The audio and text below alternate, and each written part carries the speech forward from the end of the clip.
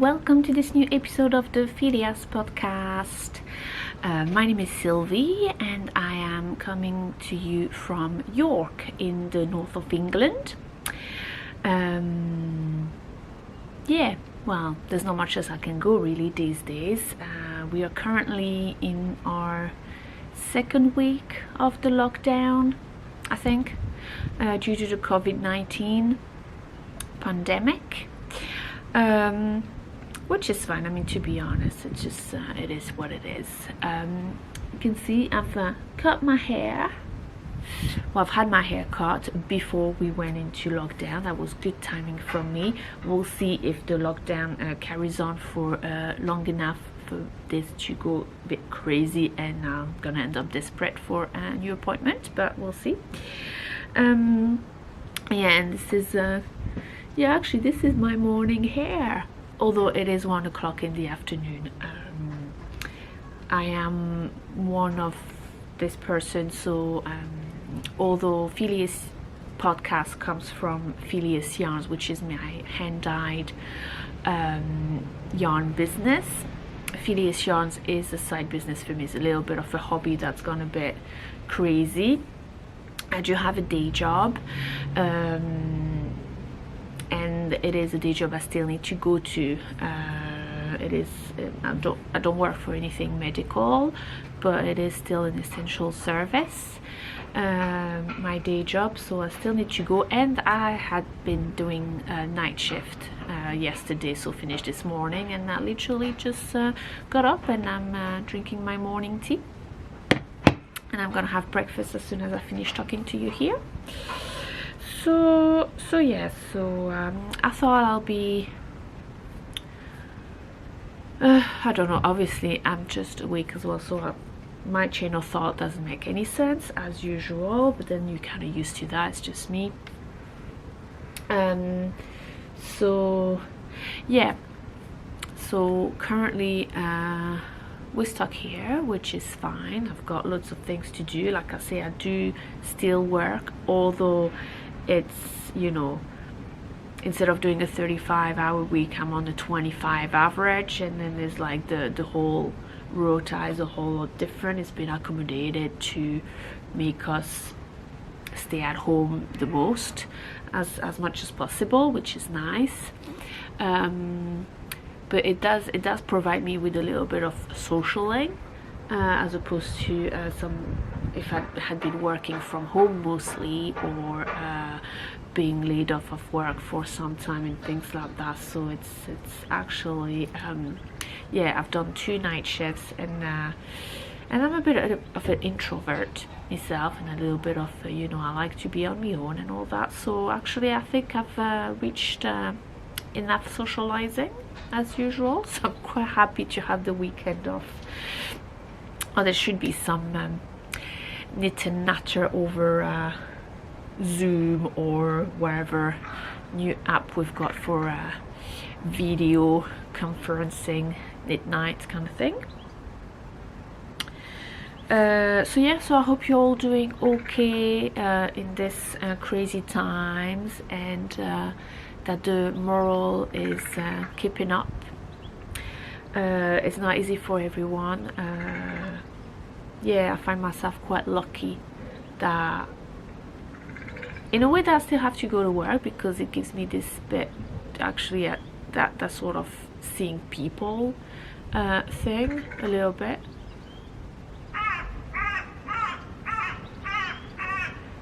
I am lucky that I can be outside, being in my own home. I've got a little terrace house, so I've got the backyard. So this is nice. That was Brilliant climbing off the table, and apparently she's been trying to talk to a crow.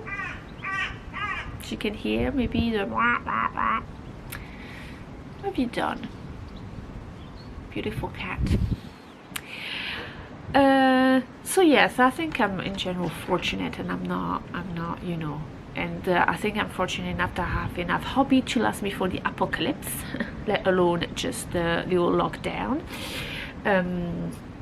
Between the knitting, the sewing, I think I may have mentioned that in my last episode I came by an allotment in the end of February, like for a month. I think it is a month to the date since I had my first day at the allotment, and so far we're still allowed to do that, to go there. Mine is less than a mile away from home as well, which is quite convenient. So yeah, so I've been keeping a lot busy.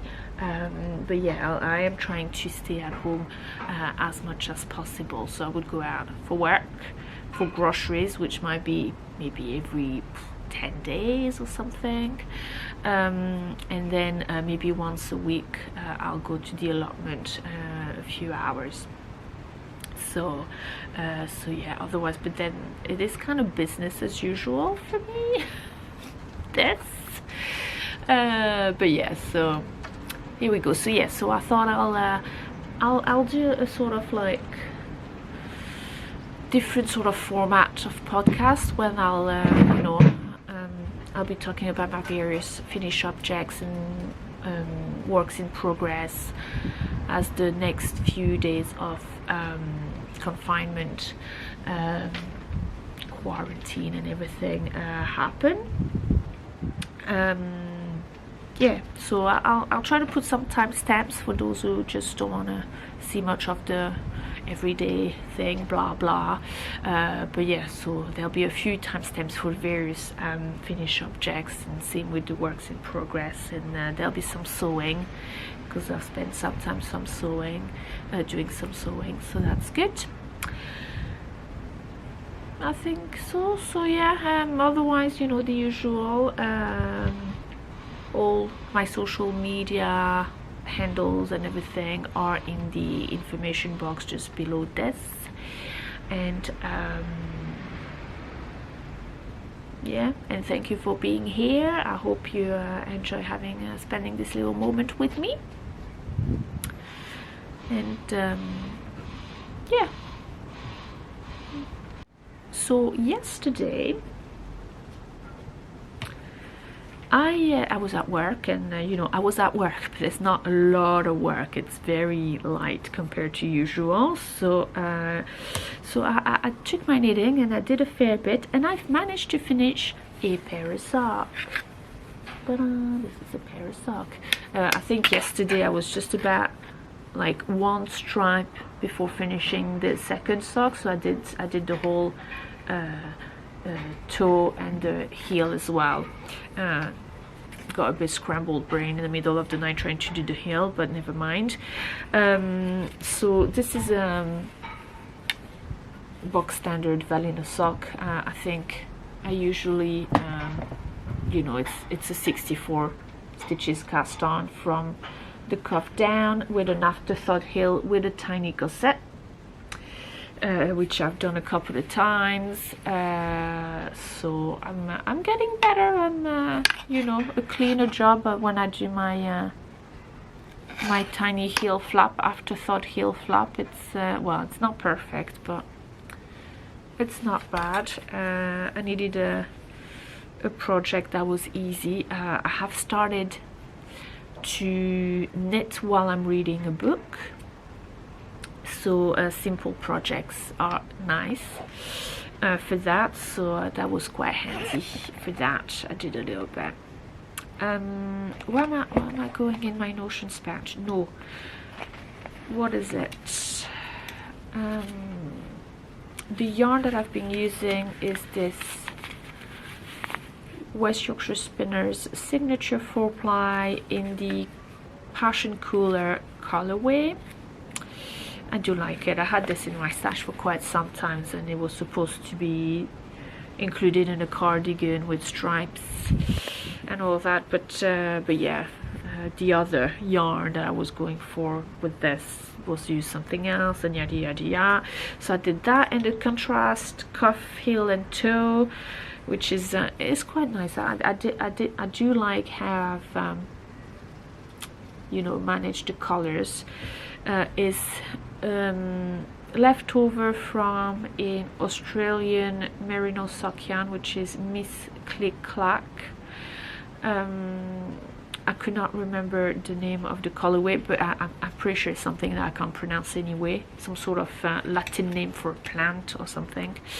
And this was this was a full skein, 100 gram skeins when I got it from my very first fiber share swap. Yeah, so I've been using it already in a few pair of socks, and I have definitely enough, probably for another, definitely one cuff and toe, maybe two. This is quite a lot left. So yeah, there we are, a new pair of sock. Obviously they still need blocking. I've just finished them. You saw me weaving the ends. I do like it. I did them quite short because I'll be aiming to wear them in my booties. So yeah, there we are. This pair of self-striping socks, you would have maybe noticed if you watched the last episode, are not the socks that I was working on in the last episode, because I had finished them quite well, not so long ago. It's just, these tiny self-striping socks, they were like super quick to knit. But I did finish this. This is the Atlantis Twin designed by Dells, a French-Canadian designer. And I really like the final, when it's done. So these were interesting to knit. You start, did knit inside out. You can't really see, the light is a little bit not great. Anyway, you knit them inside out, and because it's easier, because you can see, yes you can. These are in the reverse stockinette with some lines of slip stitch, so it's easier to knit them inside out, because then you just knit mostly and you just purl and slip stitch to create the slip stitch effect. Then you start from the cuff down, and then so it's not even a proper ribbing. It's got the slip stitch pattern, and then which I quite like is that this little trident effect to go onto the leg. So this is what the Atlantis twins referring to Poseidon and the Greek gods of the sea with the little trident kind of thing. So this is lovely detail. And then you do your leg. This is a heel flap structure, heel flap and gusset. And this is where it's a little bit mind-boggling for me, because I get that you knit in the inside out, but obviously the heel is the normal way, so it kind of feels weird to have to flip. It doesn't feel natural, so I did on the first sock. It was easy on the second sock, but on the first sock it was a little bit confusing to which way I needed to go for the heel, and all of a sudden it's the inside, so the reverse stockinette is facing you, but it sort of sits weird in the head and not in the hands and on the needle. But anyway, so there's another game of slip stitches with a contrast yarn, which I'll get back to the yarns in a minute. I just realized I'm not even talking to you about it. And then and then on the foot is you only do the slip stitches on the top of the foot, and then it's so I mean the only sort of modification that I did, because this is actually on the 63 stitches cast on instead of 64 for my size anyway. I think that's a medium one, I think, or medium size 2, sorry, size 2. 63 stitches, and then you do that, and then obviously when you do the heel flap you end up with 60. Well, once you finish the heel flap you end up with 64. It's just the way, you know, for symmetry on the short rows and all that, it works better on an even number, so you end up on the 64, and then in the pattern they get you back on a 63 stitches for the foot, and then obviously you need to then, you know, make sure you end up on an even number again at the toe, which I thought was a little bit of an unnecessary exercise, so I just carried on 64 for the length of the foot. I just, you know, I didn't fiddle going back to an odd number and then back up to an even number. I just carried on. So that is the only sort of modification that I did. And then I did my normal rounded toe. It's just, you know, the classic decrease every 2 rows and kind of thing. It suits me. I don't need to do any other fancy toes. Yeah, the yarns, before I have to go inside because it's starting to go a little bit meh, is you can hardly see. The main color is lichen and lace, which is a Canadian hand-dyed yarn. It is a 80-20 sock, so 80% superwash merino, 20% nylon, and the colorway is rosewood. There we are. And I've bought this. What did I buy this? I think somebody was selling that at Yarndale 3 years ago or something. Yeah, I do love this color. I just you know, it was very hard to find the right pattern for it, but yeah, so I'm very pleased. So now this is it, to finish pair of socks, and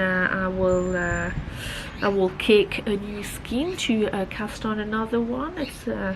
It's quite nice to have a pair of socks. I do like picking up socks. So yeah, I've started to knit while I'm reading a book, so I need something quite simple. So the plain vanilla sock with the self strapping, that was quite nice. I could do this one actually, you know, on the main body because it was quite easy to know where the slip stitches were. So yeah, I have an idea of what I want to cake, but I'll show you later.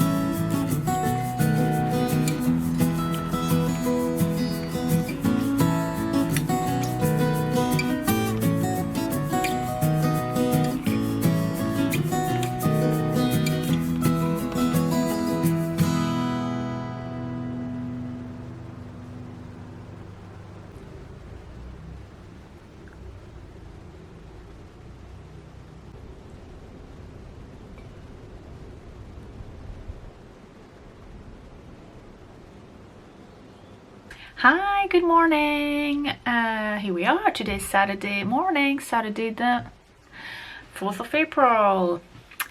So yeah, had a chill morning so far. Leisurely breakfast outside when it was a little bit sunny. It's a bit overcast now, but hey, it's okay. And then had did a bit of yoga as well, and I just did a bit of sewing. I've sewn myself another mask, another face mask. That is for my own use.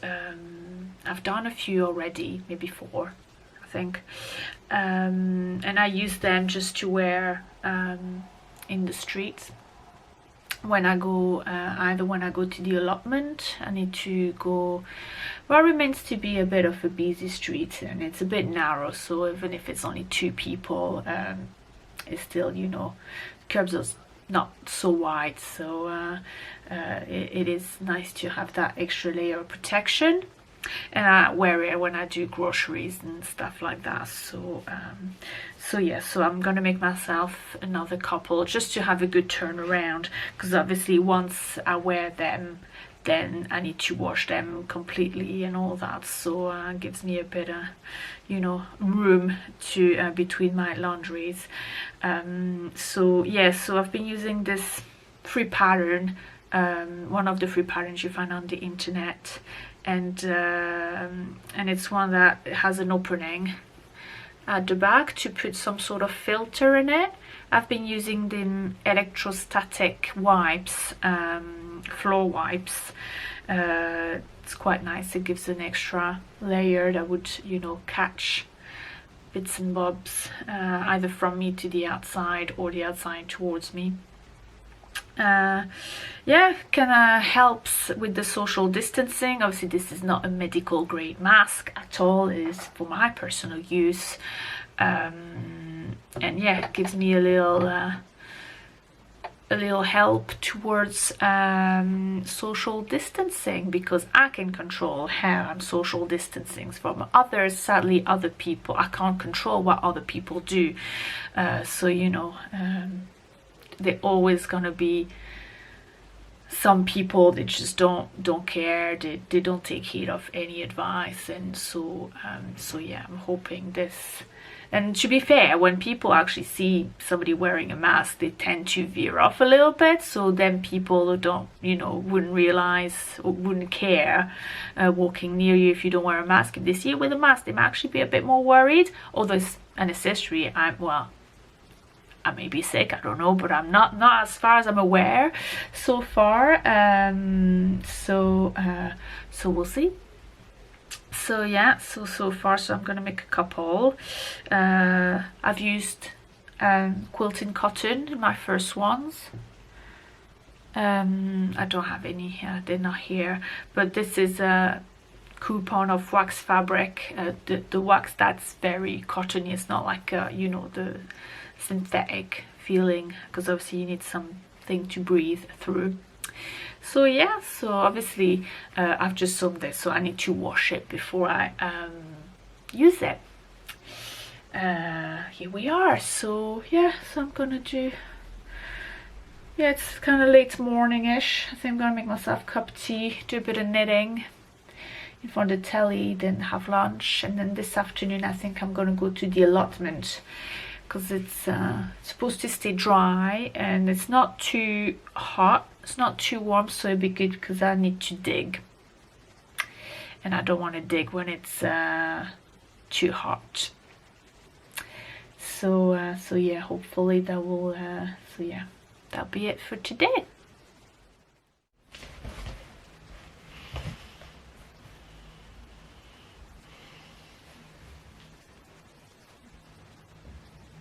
Good grief. Hi everybody. Sorry, my hair is just nuts. There's gonna be a lot of complaining about my hair in the future videos, bits of this video. This is still fairly new to me, and I've got to say, because I'm staying home most of the time, I'm not necessarily doing my hair the way I should be doing so that they behave the day after. So yeah, today is typically the case where I shampooed last night, just blow dried my hair, but obviously very randomly, and I went to bed, and then I woke up and they're everywhere and I can't get them to sit properly. Anyway, so today is Monday the 6th of April, and I had to go to work today. Key worker and all, remember? So yeah, so to make do for the fact that I had to leave the house to go to work, I've decided to wear my new dress, which I had made.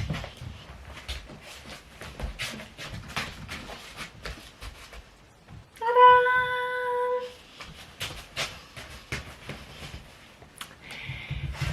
This dress is the sheath dress by the Avid Seamstress. It is the second version I'm doing. It's a pattern that I like a lot. I have made a couple of modifications on this. Well, first of all, the fabric, this beautiful little giraffes on mustard fabric, comes from a French fabric store chain, Mondial Tissu. I bought this a couple of years ago. I think it's a cotton mix kind of thing. So yeah, this pattern came into, I made a few modifications. So basically the main modification is on the waistline or waistband. This pattern, I'm sorry, my head's getting out of frame. It's basically the whole body of this dress is just one piece. One front, two back. Well, the back in, obviously the front's on the fold, but not the back, there's a seam. And then there's a waistband piece, but usually that goes on the inside and you put an elastic in it. It's like an elastic casing, a waistline casing. But I don't, Bunyet's going a little bit mental with this.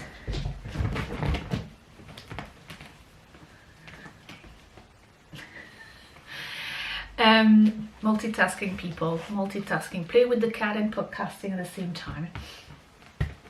And very distracting as well. So yeah, so I don't really like, I have a few dresses when they the top and the bottom of the dress are attached with an elastic casing, and I'm not a great fan of this. And I already made this modification on my first shaved dress, where I took inspired from a shop bought dress where the casing is on the outside and then it's got like a tie around it, like so yeah, so basically all I did is to take the piece of the elastic casing and put it on the outside, and obviously it doesn't go all the way around. I've made it, you know, with a bit of wing in it with the pencil chalk for fabric.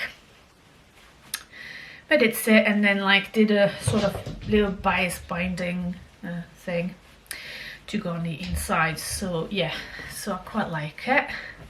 So I can make it sit like that, I can go straight, but yeah, it's more like that little, I find it suits me better because at least I can make the belt sit wherever I want it to sit, as opposed to the elastic, it can only go, it really sits in one place. So so yeah, the other modification that I did is on the neckline facing. The original pattern, the neckline facing is very narrow, and it did annoy me a bit on the first version of this dress that I've made. So I just widened the neckline facing a little bit, I think by a centimeter or something, a couple of centimeters. So yeah, and it has pockets. It has pockets. There's two options for pockets, the hidden ones, and obviously you've got like some option to put pockets on the outside, but I do like the discreet pockets here. And yes, and I'm just gonna try to show you how invisible my invisible zip is. Not sure if you heard that. It's a very invisible zip. Very proud of this. Very proud of the fact that I didn't really have to look at the tutorial about doing invisible zipper about it. So yeah, so I'm very what? That was on the floor. What is that doing on the floor?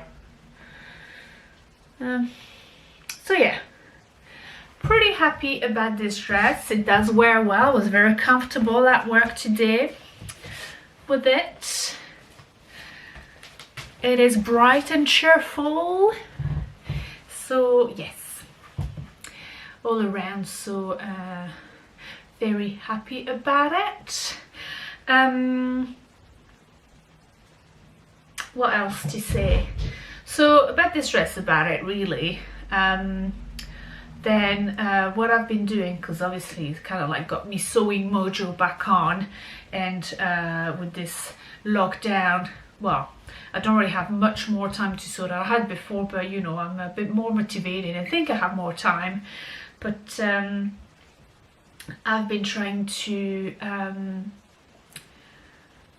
be sensible about it. So I've got, obviously I want to sew all the clothes, and I've got loads of fabric for funny tops and like trousers and skirts and dresses and all whatnots, but I have a few things to sew for the house, and I've got quite a pile of things to mend as well. So what I decided to do, famous last words, is to take a rotation. So after this dress, I've sewn something for the house, which I'm going to show very shortly, or later, because I'm not sure I'll be able to see much at this very minute.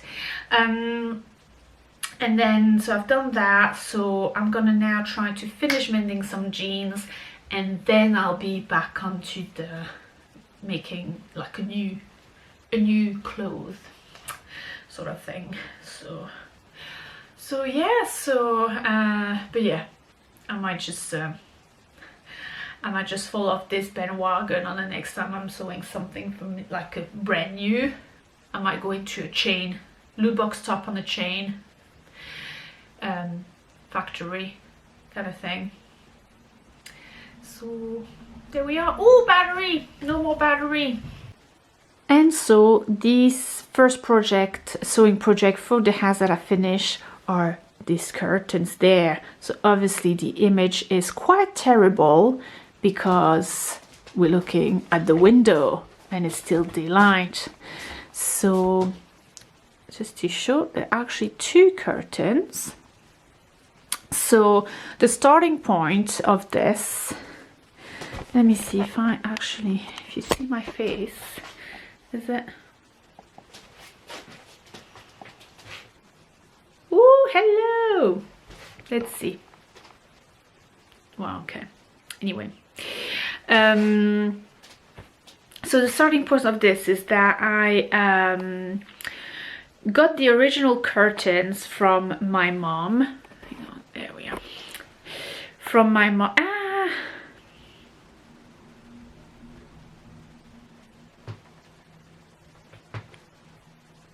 Yes, light. No. There we are. Okay, stay there. There we are. From my mom, and she got them curtains. They were given to her by a friend. They didn't want them anymore, and they were like big long curtains with a bit of a fluffy sort of like drapey bit, gathered bit all around the side, and below it had like a rounded corner. So I got them, but they were like plain netting, so I thought that was quite nice. and I thought they'd be nice in my living room because obviously I live on the streets, and I just needed something that would, you know, hide a little bit what's inside the house, but I still wanted the light to come through. So I thought they'd be brilliant. So when I got home, I've cut one to the right dimension of the first curtain holder thing. And you know, I've done the top so I could, you know, put it on the pole. Curtain pole is the word I was looking for, on the pole. And then, you know, I kind of like put them up, and then put little butterfly clips where I thought I needed to do the hem of the curtain, except that was 1.5 years ago, and I haven't touched that hem since then. So yeah, so I've done that. I finished that curtain, which is a white one. So and then the other one curtain is I've dyed with avocado skins and stones, so it does have a little bit of a pink hue. I'll try to show you a little bit more. And this one I just did from you know, once I've got round to do my curtains, I've done a haul, and it had a curtain tape at the top because it's a different curtain pole, and this one that's got the little hooks and stuff. So I just adapted to whatever is in the house instead of, you know, having to change the curtain pole and things like that. That's a bit unnecessary. So yeah, so it does the job. Obviously we can't really see much of the pink hue, especially in the daytime, but it's nice. I'm quite happy about it. The material of this curtains are it's synthetic, so it's yeah, it did a weird job with the avocado, but it did take a little bit of it. So yes, I've made the curtains, which is an absolute pain in the backside, as we all know. So yeah, we'll see. Next job, I've got cushion covers and trying to make some wipes for the house, for house cleaning. So but yeah, that'll be quite easy compared to that. Can you see? Oh, you can hardly see nothing. There's too much sunshine now. But yeah, you can just about see there's a difference in color. Yes.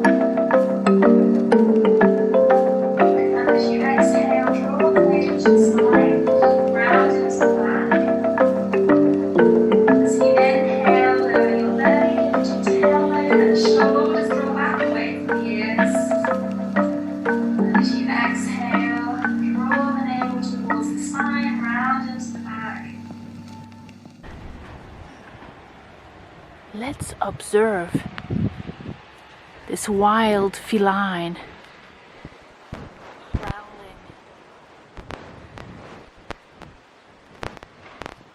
in the wilderness of behind the house. Ooh.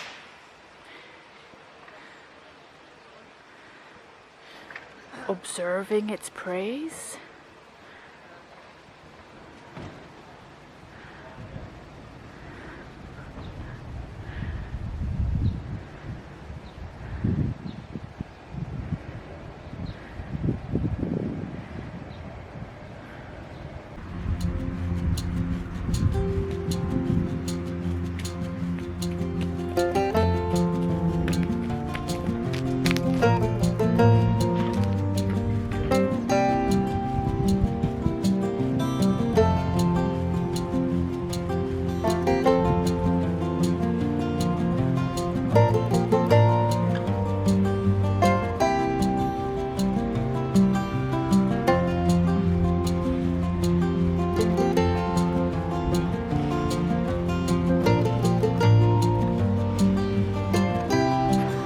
Tu viens?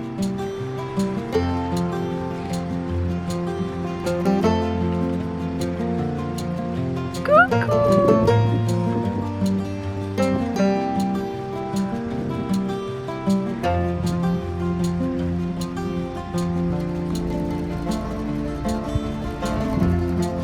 Qu'est-ce que tu fais? Allez, viens, on rentre.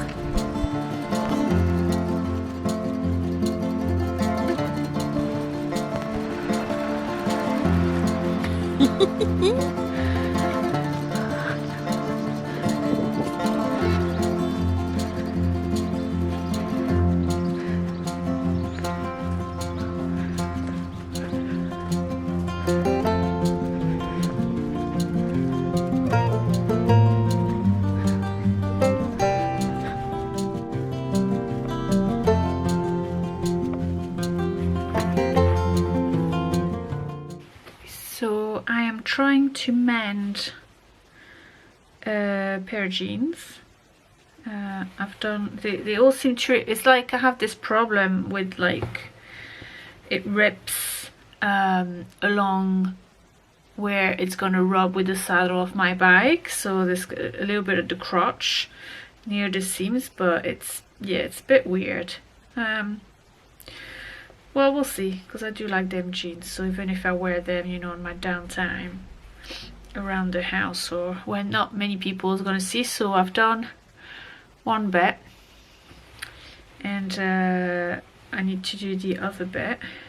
Obviously, if I had some black embroidery thread, I would have done with that, but yeah, I'm just using what I've got around the house. So yeah, in this one I didn't find the piece of grey denim that I use on the first one, so I'm using some blue denim. But I mean, yeah, it's kind of like the crotch towards my bum, so I reckon as long as I'm wearing it with maybe like a long t-shirt, that should do, really.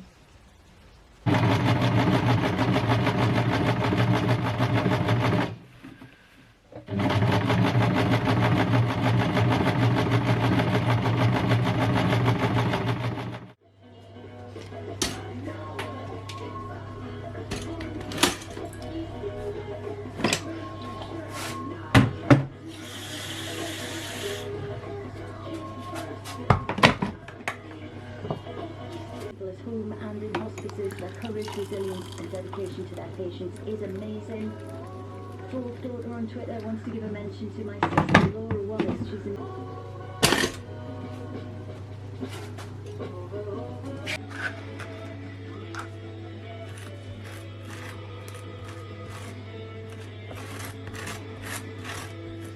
Happy birthday, Ollie. Smashed it with your first in-track, mate. Lots of breathe, good coffee. Almost as cute as the man himself. If that's got you in the mood to sing along, then hold it right there. The Great British Sing Along is coming up. This is BBC Radio. BBC News at 9 o'clock. I'm Justine Green. Good morning, everyone. So I kind of like dropped you out of nowhere a couple of days ago while I was on a sewing machine and mending my pair of jeans. I didn't have any battery left, and then I had to get ready for work because I went to work that evening. And yesterday I just didn't feel like it, so I just chilled out all day, did a bit of house cleaning, which doesn't interest nobody. Yeah, so there you go. So today's Thursday the 9th of April, and yeah, so I'm off today and tomorrow. Today I'm gonna be staying in, yeah, proper. I've got a few things to do. Hopefully I've got a delivery from the greengrocer. Get a lot of veggies and fruits. I've got a bit of I've got some granola to make, so I'm gonna make that for sure. But then hopefully I'll get my veggie delivery and I'll get a couple of more of batch cooking things. I've got oranges coming, which I need, which I would like to have to do some stewed rhubarb, because I did collect some rhubarb from the allotment. Again, quite a bit. I'm all stocked up on rhubarb, and yeah, maybe soup this evening. So we'll see to that if it comes. Last time it came about lunchtime, so that'll be all right. Yeah, just I'll be maybe talking to you a bit about what I've been knitting and stuff like that. I've got still a couple of finished objects and works in progress to show you. If I've got the motivation, I might cut the fabric for my next sewing project if I finish my pair of jeans first. Although I like to take the time also to work on my allotment diary, because I like to take notes, but I like to make it a bit pretty, a little bit personal. So I've been drawing fruits and veg in my diary with the watercolor. So there's a little bit of that as well, because obviously that ain't gonna do it on its own. So yeah, it's gonna be a chill out day, a stay at home day. I'll say today I'll stay at home because tomorrow, if I can, I'll go to the allotment in the afternoon. So yeah, we shall see. Or in the morning, we'll see at some point. Tomorrow the allotment as my weekly outdoor exercise thing. So yeah, well, else to tell you, I hope you're still well. And yeah, it's kind of weird. I hear about like a few more people that I know of. There's no really close friends of yet, but there's a few people. Well, actually I do have a friend here who has it, but people get like, it hits reality more and more every day when people get diagnosed with COVID-19, more or less badly. But yeah, so it's kind of weird. Yeah, so I'm okay so far, so good. I'm just a little bit tired because that's just obviously, like a lot of people, I just don't sleep very well lately. So I don't know, I don't understand people. It feels like some people, they manage to sleep really well, they manage to sleep in, not having to go to work or not having to do school runs and things like that. But I don't know, how do they cope during the day? Is the stress manifesting during the day? Because mine, I'm pretty okay during the day, because I'm trying not to look at too much the news and too much social media, but then it doesn't prevent me at night to have absolutely dreadful sleep quality. And yeah, so I'm knackered.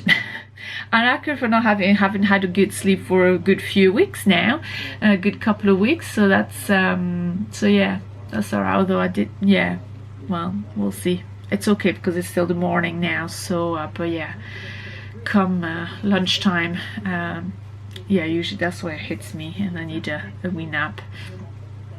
We'll see. So yeah, anyway, I'm gonna get cracking doing my granola, I think. I might put the laundry up as well. Or maybe I'll wait tomorrow, because tomorrow's gonna be a nice day, so that might dry outside. Point. Yeah. So be it. I just got my delivery from Millie's.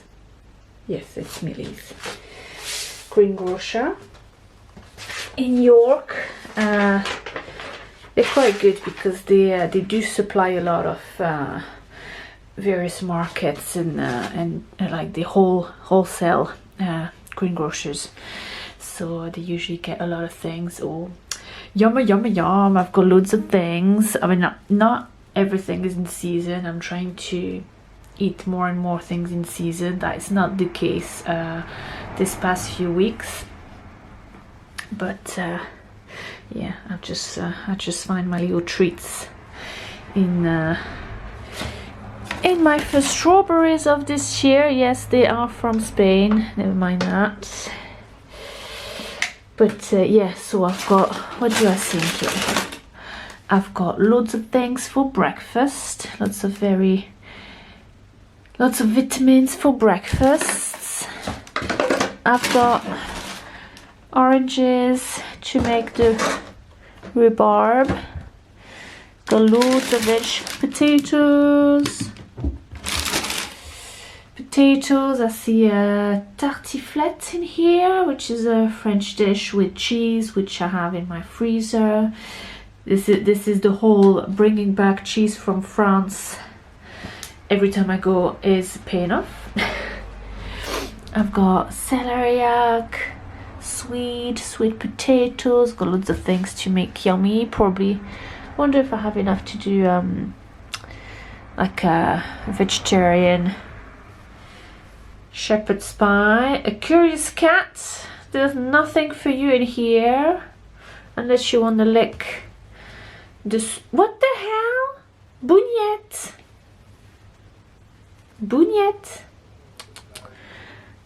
What is this? Little pot en Swede. Let's say veggie shepherd's pie. I've got lots of spinach. I do like spinach with eggs, especially, quite nice. Bananas for breakfast again. Some carrots. They are big, massive, chunky carrots. We've got some parsnips as well. That might just be enough for a little soup. Oh, I thought there'd be more. Yeah, so anyway, quite a few bits and bobs. Some sweet potatoes, which is nice. Baked sweet potatoes, or you know, in dishes as well. So yeah, that should get me going for a while. Yeah, I think I might do carrot soup tonight. I've got some. This is what the limes are for. Limes are for. Oh, but I do. Oh yeah, but I do have the coconut milk. I might have to do it with coconut milk instead of the cream. I'll just improvise. Yeah, so carrot, lime, and I've got some ginger in the freezer, so I might do. Quite nice. Here we are.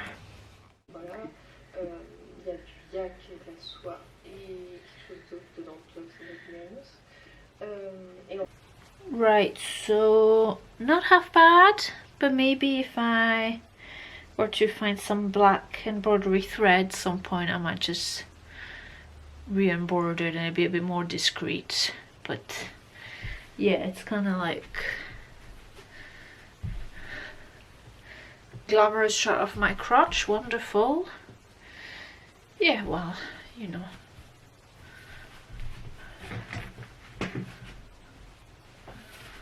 And of my bum now. You can see it's here. Oh well. That'll do for loungewear. Okay, so just one last little thing before I leave you and crack on with my evening. It is now about 5 o'clock in the afternoon. I've just cut some fabric for my next sewing project. which is going to be blue box tops, several even, because at the moment I'm planning to do 3 woven ones, and maybe after that I'll do a knit one, but although the knit one will be from a different variation of the blue box top, which I've made before. So every pattern traced and cut is just the fabric and to sew it. So so I'm gonna make 3 woven, which is the very boxy one, like my usual version. And I thought I'd be cutting all the fabric, so that'd be wonderful. But then I remember, and cutting the second blue box top, that there's a reason I don't cut several projects at one time, because I just can't focus after the first one, and I do a lot of rubbish, really. Anyway, so the first one that I've cut, and that one's fine, is in a double gauze. It's just this light grey color. I bought it, it was very white, but then I've washed it with another fabric, and that fabric obviously bled a little bit on it, but it's alright actually. It just gives this very light grey, make it a little bit off-white, which I'm not, I don't mind really, it's alright. So this one was fine. And then the second one is, let me get a remnant, which is a bit over the shop, is in this poplin. And then I don't know, I mean, I clearly never bought enough fabric. So the double gauze comes from well, they both come from French shops, fabric shops. The first one, the double gauze, is from Benitex, which is a big warehouse in the outskirts of Paris, but they've got a good web shop. They've got very, very cheap fabric. But then again, it's a bit of the question of cheap fabric is good when the shipping is not very cheap, then it's pointless. But when I placed my order at Benitex, I had it sent to my mom, so the shipping was relatively low.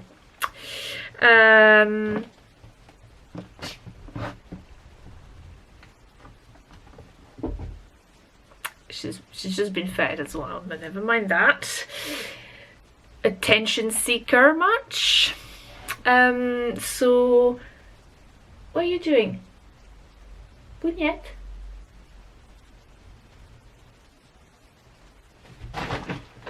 She was like gauging the obstacle course to get to her little box up there. So Benitex. The second fabric is from Mondial Tissu, which I already spoke about because this is where my giraffe fabric came from, the one I've made the dress I showed you a couple of days ago, a few minutes ago in this episode, really. So this poplin I've bought actually on my last trip, which was end of February. So it's not a cotton poplin, it's a mixed material. But it's very wide. So the thing with French fabrics, they tend to be very wide, well, wider than our standards in the UK anyway. They tend to be on 140 centimeters, 150 centimeters wide, unless you buy some Japanese fabric, in which case that's the standard. 115 narrow width message. But then because it was wide, I thought, oh, that's fine, I only need a meter, it'll be fine, I can fiddle. But then it was a bit, I didn't have enough fabric, so I had to juggle a bit. But obviously, being the second blue box top that I cut, then I just made a right mess of it. So basically there's gonna be a seam, a lateral seam in the back piece, because I run out of length, so I decided to patch it. I mean, it's in the back, there's not gonna be any pattern matching, I'm telling you that much already. But it's in the back, and we'll see if that it's if it's gonna be if it's gonna work out or not. So anyway, so yeah, but before I even start sewing this, I'm gonna need to tidy up my sewing space. It is a little bit of a mess.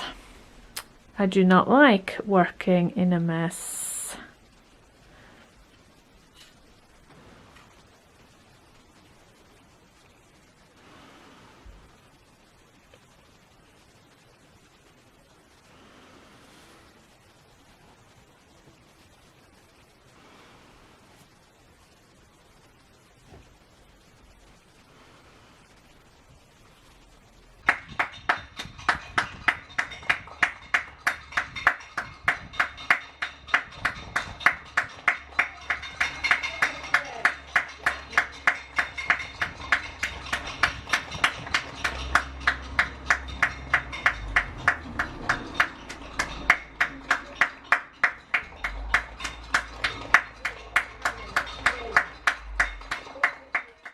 Good morning, everyone. Today, Friday the 9th, 10th. Come on, give me the date. The 10th. It's Good Friday. Happy Easter, everybody. So I've got a few things to do today. Before I get going, showing you my knitting and finish objects and works in progress. Eventually that's what you want, isn't it? I've got a few things to do in the kitchen, and especially since I've received my fruits and veg, and I now have some oranges. Sneeze. I'm gonna do my stewed rhubarb, so I thought I will show you what I'm doing. I'm using a recipe from Jamie Oliver, and which is the stewed rhubarb, and so yeah, so that's quite easy. So in this pot we do have 700 to 750 grams of rhubarb, which I have washed and cut into chunks. We've got 100 grams of sugar. We've got the zest and juice of one large orange. When it was still the season for blood oranges, I would swap it for 2 blood oranges. We've got some ground ginger. I've put 2 teaspoons. The original recipe recommends stem ginger, but I don't have any, so I'm doing what Jamie tells us to do these days, to swap everything for what we have in the cupboards. And there are 2 tablespoons of water as well to give a little bit more juice. And basically, yeah, I don't even need to look at a recipe no more. I've done it. I think this is what, 5-6 time now I'm doing this recipe. I think this is the 5th time. Yeah, I've got, yeah. So anyway, so yeah, so what I'm gonna do, I'm just gonna turn the heat on to full whack. When it comes to a wee boil, I will lower the temperature. I'm just gonna leave it be to stew for a few minutes. Not a lot, usually I leave it 5 minutes, if that, and then I will put it in jars. There we are. So I quite like when you still have a few chunks, but they've gone really soft. So then it kind of depends what the texture you will want, how long you keep it in. But I do like when it's halfway between mushy and you still got bits. So there we are. Coming up very shortly here on 6 Music. And if you want to get in touch and tell us how you're bringing... Right, so turns out I got too busy this morning and I didn't have time to film any knitting. I hardly had time to do anything at all. I threw in a few rows, just had lunch just now.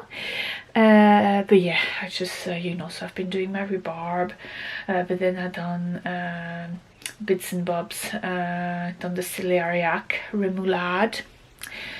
So that was ready. Needed to, actually, the celeriac was quite yeah, I had to bin quite a bit of it, to be fair. It was a little bit on the end of life of the vegetable, so I had to do that. And then I did tidy my sewing room. I'll show you that at some point, maybe. I'm not making any promises now.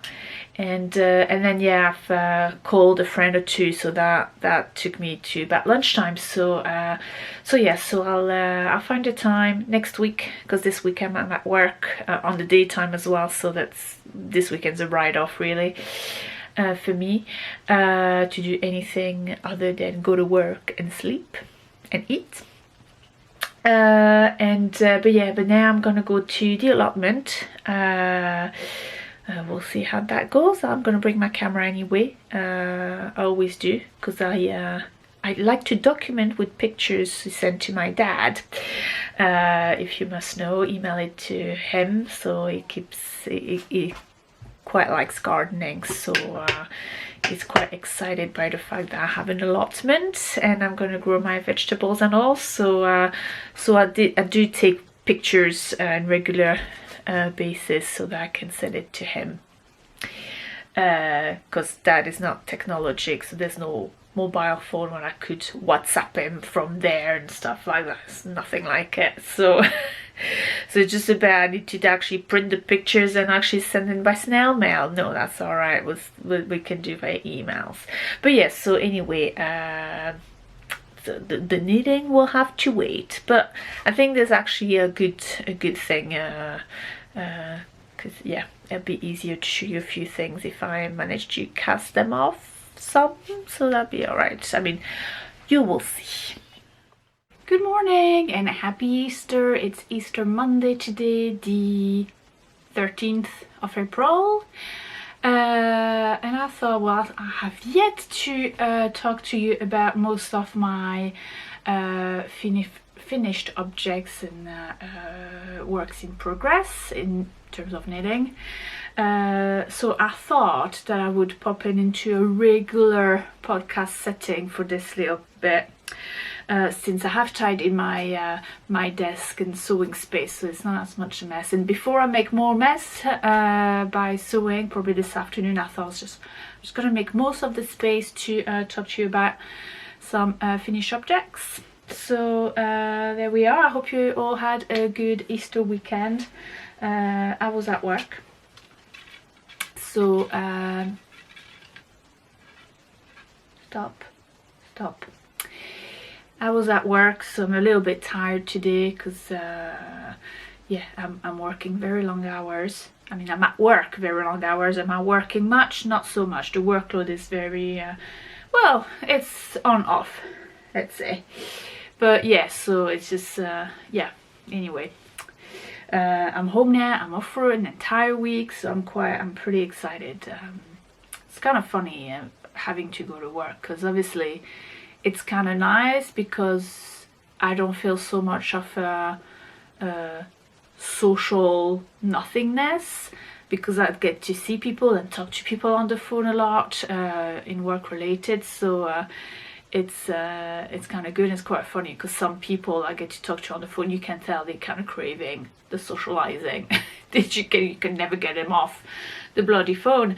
So yeah, in that part is quite good, but in another part it's like this constant vigilance that you shouldn't be out of your house, and you need to be careful to stay away from people and wash your hands, and oh my god, I think I just touched this, did I get infected, go wash your hands, and you know, this kind of, you know, constant vigilance and constant worry that well, you know, you're out there at work and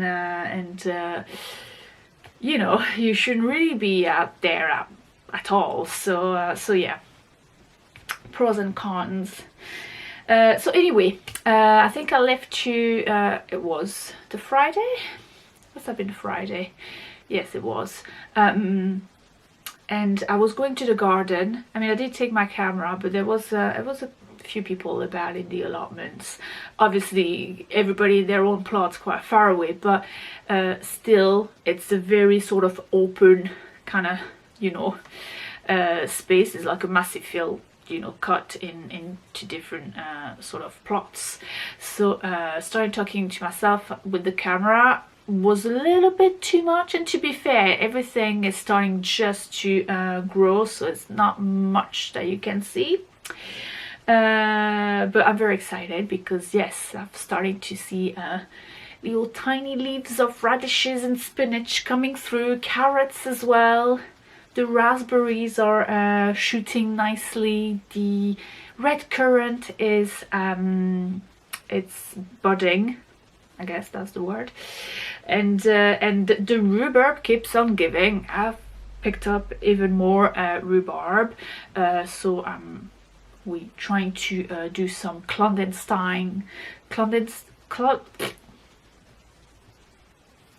prohibition. It's the prohibition, except that for alcohol, instead of alcohol, it's all about the rhubarb. So I've got a friend, she lives quite like just a little bit off the way from the allotment to my house, so I dropped some at hers, and I think today I'm gonna get another pal. She's gonna swing by and pick them up, so we shall see. We might just catch 5 minutes from a very safe distance. I told her to drop at the back of the house when there's a bit more space and less people walking, possibly, because the front of the house is literally the road. So anyway, back to business. So yeah, so the gardening. So one of my works in progress in the previous episode was this very big cardigan, well, very thick, like in some Icelandic wool, which I had started, and as I was working on it, then the allotment came to be, and this thing started to be very outdoors kind of knitwear. So I have finished it, and yeah, so just to oh god, here goes the unpreparedness as usual. The Log Cabin Cardigan by Lynn Garrett. It's a free pattern on Ravelry, and I have finished it up.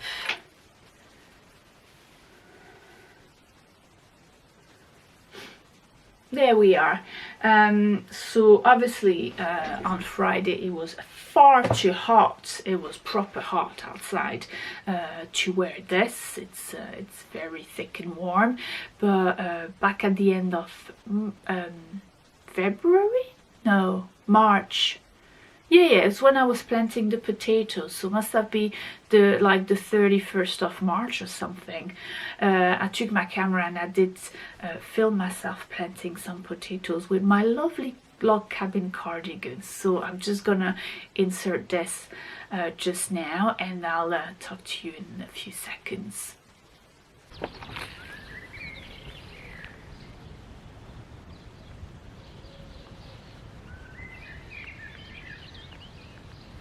So the log cabin cardigan, it's knitted flat. You do back, the two fronts, and then you pick up the sleeves.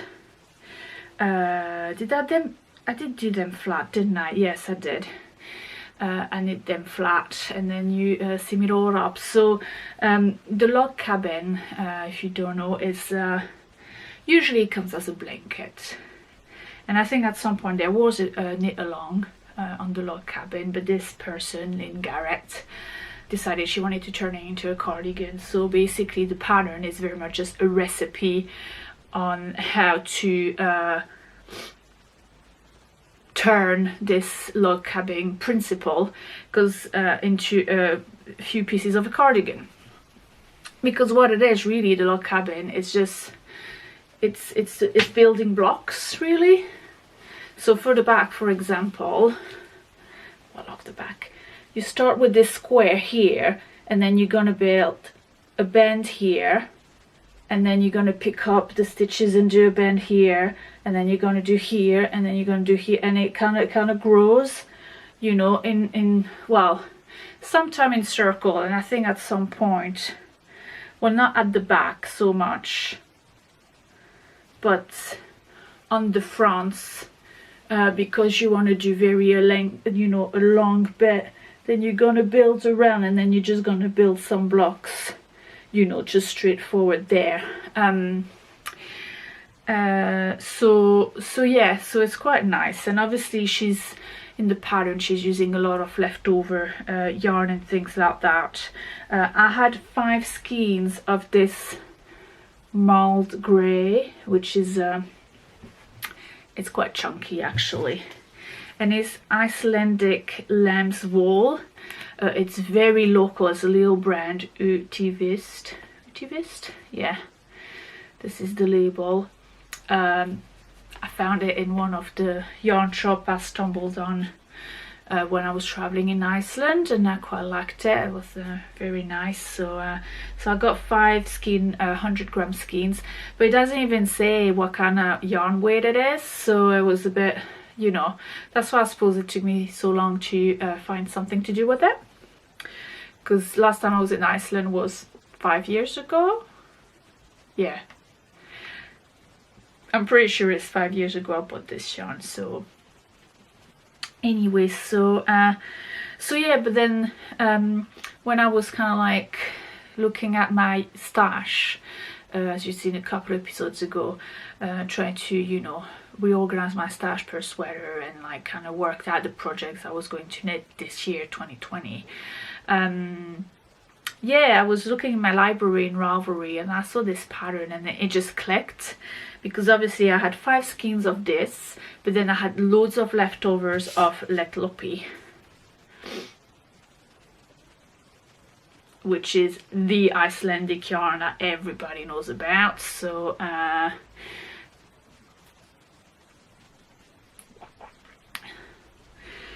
yeah, and I kind of like the sort of color scheme that the original pattern had, with just the little bits of green. Obviously my green is not as dark, it's very much a chartreuse green, but yeah, so I had this, and I had loads of greys, so I kind of played with like the different grey I had, and then the marled, and then just the pops of green. But yeah, I kind of improvised what I wanted the colors. I thought it was very ended up very geometrical, and this. So I think I've got, yeah, I've only got 2 shades of grey. Must have.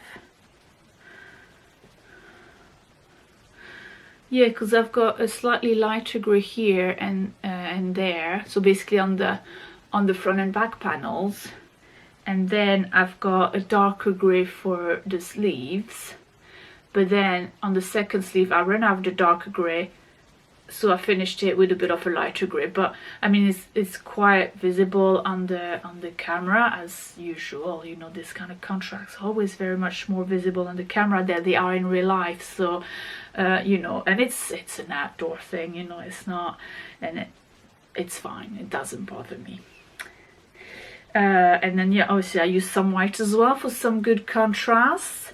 The only modification that I did, except that I didn't use different colors where she advised them to be, it's just guidelines, but the proper modification that I did is that I did put some buttonholes and buttons, because this is an open cardigan on the pattern, but I wanted mine to close, so I'm closing it now so that you can see better maybe the fronts.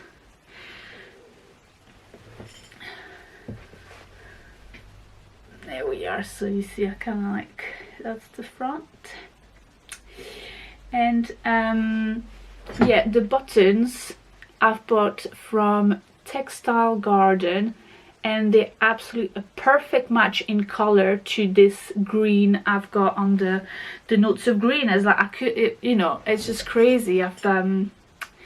I bought my buttons after the advice of all the shops needed to close, and all the yarn shows being closing down, and starting to be very uncertain for small businesses. obviously Textile Garden doesn't have a brick and mortar shop. They're very much online and do yarn shows and other events where buttons can be handy, like sewing and crafting shows and things like that.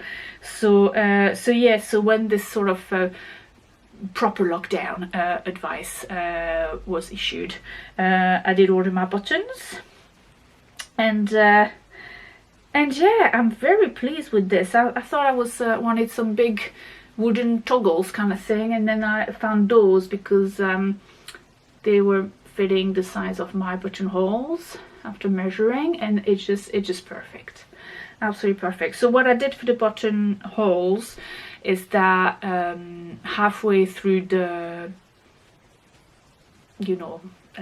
collar, what you call it, neckband, I suppose, but it goes all the way around.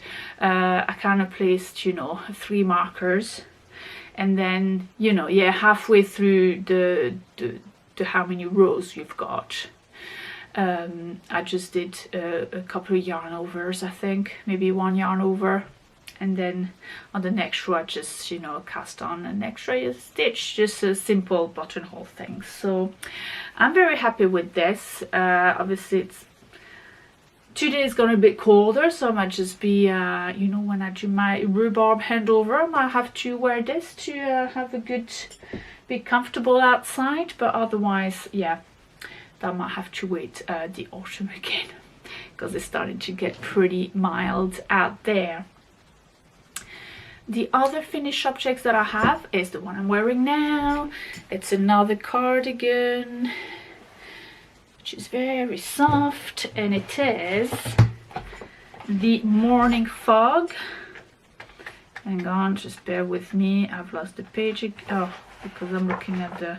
So it is the Morning Fog by Jonah Yetala, and it is on the Liner magazine issue 2.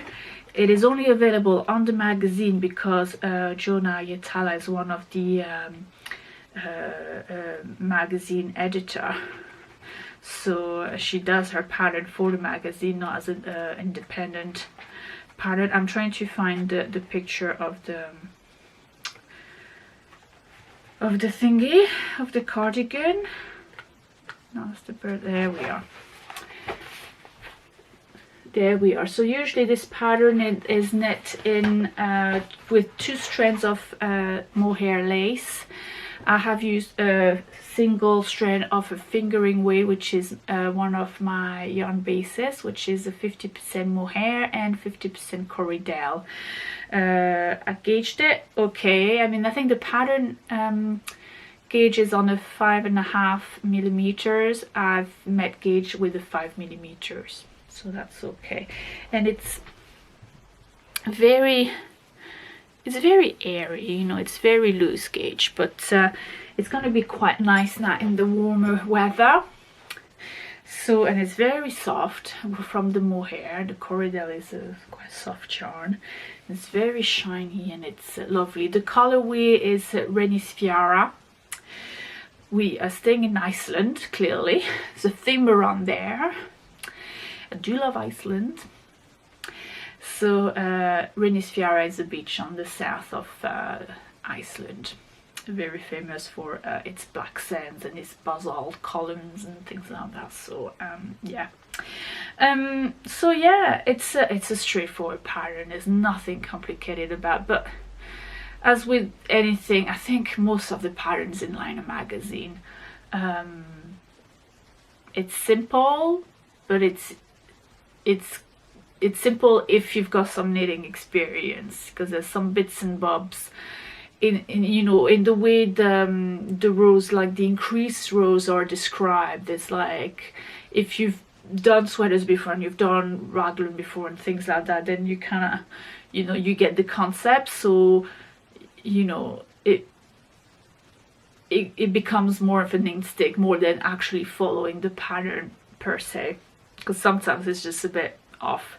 I haven't checked the erratas though. That's the thing with Liner magazine, like the amount of erratas is just crazy. I don't get this, but the patterns are very pretty, and so that's fine. You just do it. So yeah, so it's a basic raglan cardigan. And you start straight from with the body, like with your 5 or 5.5, whatever big needles you're gonna mid gauge with, and then you do your raglan, you separate, you do your body, and then you've got your ribbing. It's a decent, you know, I suppose you could, depending on how much yarn you've got, but mine, hang on. Mine is, yeah, it's a decent size. That's the recommended length. I mean, I suppose, I don't know what, it fits well. Then you've got about 5mm of ribbing, which is knitted in 3.5mm. You go down a few needle sizes, and then you pick up your sleeve stitches, and yeah, they're quite long. And you can't see how long they are right there. They're quite long, and then you go down the few needles to 3.5 to do your cuff, and your cuff is very long so that it falls back. And basically when you do that, so it gives like this sort of, you know, scrunched up sleeves, which I really like actually. I wasn't too sure I wanted to go that long, but I did thought I'm just gonna do it and I'll see how it goes, and I really like it. So yeah, so then after that you do your button, no, you do your neckband, and then you do your collar band, which is simple ribbing as well. And again, the buttons here are from Textile Garden. I bought them with the other buttons, clearly. So yeah, so it's very straightforward. I do like it. I'm looking forward to be able to wear it quite more often soon. I like it so much that actually I've cast on another one already. And actually I have just finished the body up. I have just finished the body, it's all crunched up, a green version. For this one, it's much thicker in fabric. I've re-swatched, and I'm still made engaged with my 5mm, and then you know, so I'm keeping the same needles. I'm doing exactly the same size, which is a second size, by the way, size 2. And oh, sorry, before I go on to the new one, the green one, the Works in Project, this one, so I've on the single strand of finger ridge, which has more hair, so that's why it's probably a bit fluffy, but I've knitted it in 200 grams. I've used only 2 skeins, and I've got just a little bit left of the second skein, so it's very worth it. It's very so yeah. So that was quite good. Only 2 skeins. So yeah. So if you after like a little summery summer cardigan, I mean, I suppose if you run out, yeah, you don't have to do that longer sleeve as well. You know, if I was getting a bit short, I could have just you know, not double up this or do the sleeves a little bit shorter. It's it would fit if you you know, as 200 gram of fingering, if you get a bit of a fluffy fingering, I suppose. I don't think it would do with the too much of a round, like nothing, you know, without the mohair as a single strand, because it would just be, I don't know, weird. I think maybe a linen and mohair, that'd be nice. Anyway, this green one, I'm double stranded, but it's a bit thicker because I'm double stranding and regular fingering weight. This is my own yarn, Phileas yarns, in the Wanderlust 4-ply. It's 100% Blue Fest Leicester in the Acropolis colorway, and I'm double stranded here with the Ginger Twist Studio. Let me get the label, I keep forgetting what she called her mohair lace base, which is leading lady lace in the Factory Girls colorway. Jess of Ginger Swiss Studio is a dear friend of mine, so it's quite a nice pattern that, you know, it's like knitting buddies in a sweater kind of thing.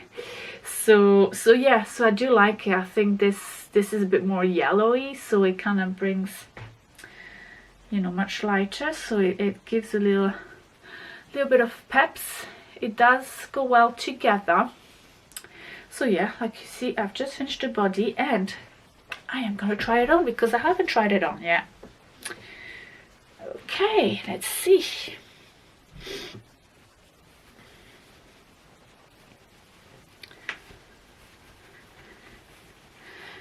And as to be expected, it is absolutely fine.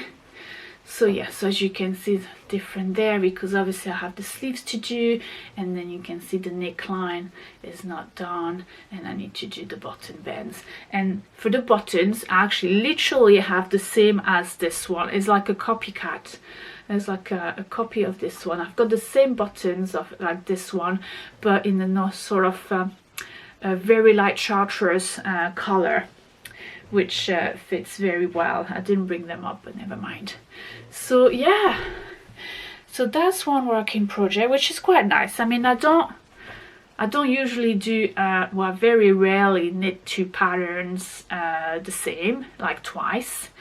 This is maybe the first time that I'm doing it back to back, literally, but I found that I need some pretty much very easy knitting to do, nothing too complicated, not too demanding. I don't think I can cope with something that will have loads of like cabling and I need to follow a chart like crazy. I mean, I probably, well, yeah, I can do color work and like little texture if it's really repetitive, like you know, yeah, I get quite a bit of brain fog lately due to just the worry of this coronavirus thing and everything. So I need something simple. So yeah, so this cardigan is perfect for that. And yeah, and green, knitting in green is full of colors. So yeah, I find I'm drawn to simple knitting and colorful. It's just, you know, I need something to pick me up when I do my knitting. So that's one work in progress. I have cast on another pair of socks. Let's see. Yes, I do have a label. I think I can. Do I? Yes. I was telling you I was so obviously I finished my self-striping West Yorkshire Spinner socks, so I've casted on another pair of socks. This is the sock number 1. Sorry, I should have put a warning about what you call it, wearing sunglasses to watch this because it's very, very bright. The yarns just fell on the floor. So this pattern is again a free pattern, but it's more like a sort of little recipe for the texture, the texture stitch. It's a sock recipe. Hang on, where am I? It's broken.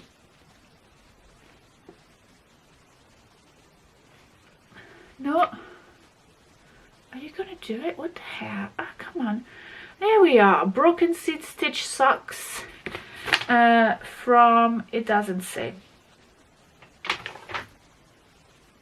somebody who does that on Ravelry. I'll put the link anyway to the pattern in the description box below. So yeah, and it's very simple, and I am using this yarn, which you may recognize because I've used it already.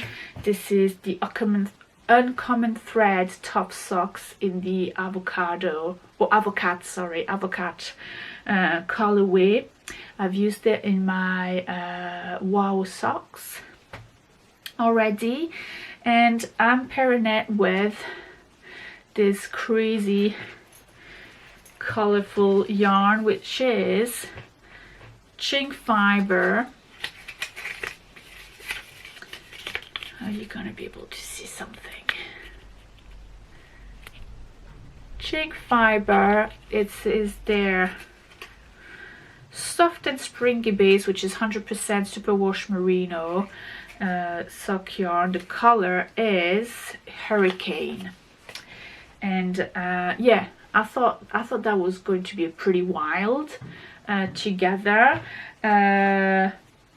Yeah, I do like it. I mean, to be honest, at first I was a little bit put off by the way the green was taking over, but actually it's not bad. I quite like it.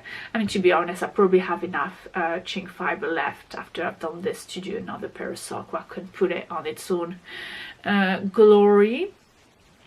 But yeah, so yeah, so I'm doing this. I'm on the foot. It goes a bit slowly because it's a little bit longer than just stockinette stitch, but you know, so nothing to say except for that. The sock structure is basic. I'm doing as a top down on 64 stitches, 2.5 millimeter sock size needle, and yeah, so yeah, and it's heel flap, sort of heel flap structure. So there we are. And the last finish object, that's it for now. Other works in progress is my birds of a feather. So I'm just going to show you quickly the progress of that. I've done quite a bit. I currently it's huge. It's a beast. I'm actually, do I need to, yeah, probably will need to I don't know, pondering if I need to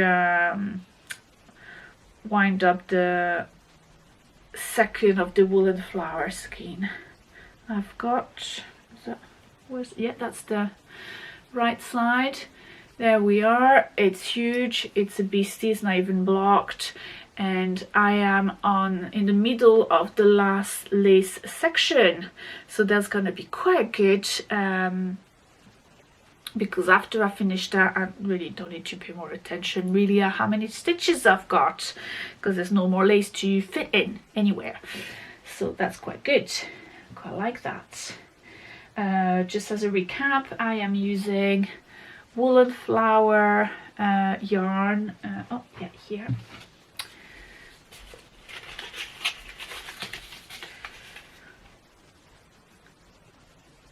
Woolen flower tendril, which is a baby alpaca silk and cashmere yarn base, dyed with nettle. It's naturally dyed. Gives this beautiful grey thing. And the mohair is from Bear in Sheep's Clothing.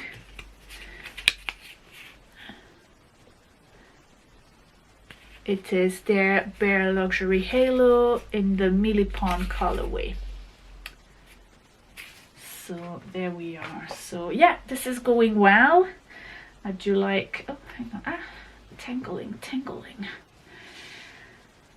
So yeah, I do like, there's a lot of mohair in my life lately. So yeah, this is quite good. So I think I'm gonna leave you here for this episode. I mean, depending on how the lockdown is going on, I might have another similar sort of structure podcast in a few weeks. But yeah, I think there's enough material to last you for a good hour and a bit, as usual. So so yeah, I'm gonna leave you here. You stay safe, stay at home as much as possible. You know, take care of yourself. Don't feel obliged that you have to make things and you have to knit. A lot of people are here kind of losing their knitting mojo or creative mojo because it's too much on everybody's mind, which is fine. You know, just do whatever, you know. Just take care of yourself. That's the main thing. Don't put any more pressure on you than is necessary. And but if you do have your full mojo on, well, you enjoy your knitting and you enjoy your crafting, your sewing, your anything that goes your way. Enjoy enjoy whatever you can enjoy, and I will see you soon.